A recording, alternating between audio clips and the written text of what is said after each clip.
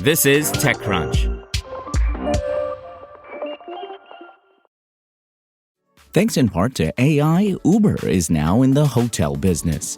I'm Imran Sheikh, and your Wednesday Daily Crunch, featuring 3 big tech headlines, starts right now.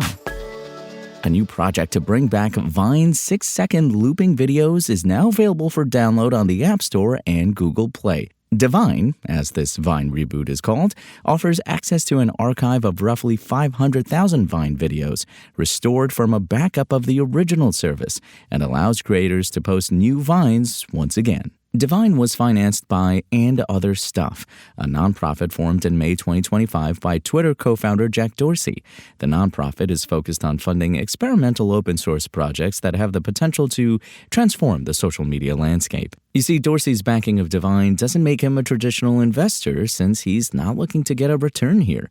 Rather, his goal is to correct an earlier mistake he made as CEO of Twitter, shutting down Vine in the first place. The effort has attracted the attention of several early Vine creators, including Lele Pons, Jimmy Here, Mighty Duck, and Jack, among others. Divine user profiles are viewable on the web even if you don't have the Divine mobile app. Divine, which again launched Wednesday, also includes features like compilation mode, which reflects how much of today's youngest generation grew up watching Vines.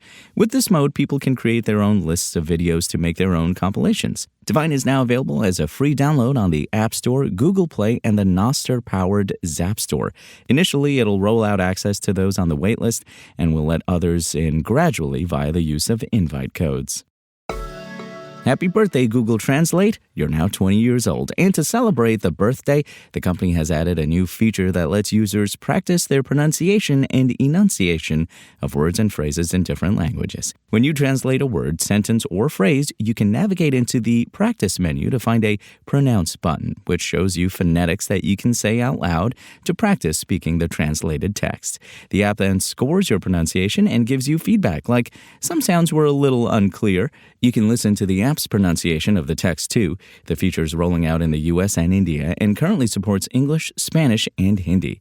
This feature resembles Duolingo in how it lets you practice speaking words and sentences. Last month, the company rolled out its live headphone translation feature to iOS and expanded its availability on Android devices to Germany, Spain, France, Nigeria, Italy, the United Kingdom, Japan, Bangladesh, and Thailand. Uber customers in the U.S. can now book hotels directly through the app, one of several new features announced Wednesday that pushes far beyond the company's original ride-hailing purpose and even deeper into its users' lives. Uber announced the new hotel booking feature on Wednesday during its product-heavy annual Go Get event in NYC. At launch, Uber customers will have access to more than 700,000 hotels worldwide through a partnership with Expedia Group, the travel company that Uber CEO Dara Khosrowshahi led for 12 years.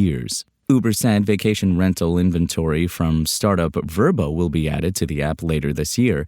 And in a pitch to sell more customers on its Uber One subscription, Uber said members will get 20% discounts off of a rolling list of 10,000 hotels when booked through the app. Members will also receive 10% back in Uber credits on all bookings.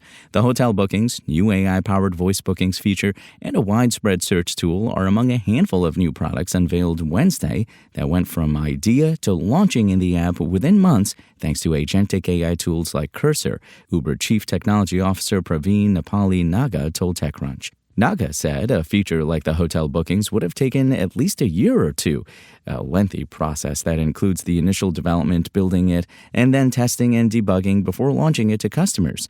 That time frame has been cut in half, and he expects now that more engineers have adopted these agentic AI workflows, they'll move even faster. The company is also rolling out a feature called Eats for the Way, which allows customers who have reserved an Uber Black to also order a drink or snack that'll be in the vehicle when it arrives.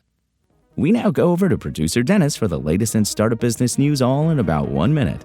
Imran, thank you. And BCI, brain-computer interface technology, in which neural signals are routed from a person's head to a computer, was once the stuff of science fiction. But these days, the technology represents a competitive corner of the tech industry. One of the companies racing to commercialize BCI is Neurable, which this week announced that it's looking to license its mind-reading technology to consumer wearables. Neurable specializes in non-invasive BCI, which distinguishes itself from firms like Neuralink, the Elon Musk-founded startup known for inserting computer chips directly into people's skulls, and that its product doesn't require users to undergo brain surgery to enjoy its benefits. Neurable's technology works through a combination of EEG sensors and signal processing that can scan a user's brain activity, analyze it with AI, and provide information about a person's cognitive performance. In December, Neurable raised $35 million in a Series A, which it plans to use to scale the commercialization of its technology. This week, the company announced that, as part of its expansion effort, it's looking to license its technology to a variety of consumer-facing companies.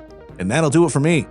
Imran, back to you. And folks, that's your Daily Crunch. Today's stories were reported by Kirsten Kurosik, Ivan Mehta, Sarah Perez, and more awesome TechCrunch journalists. We'll see you here tomorrow, same tech time, same Crunch channel, and until then, find us at TechCrunch.com.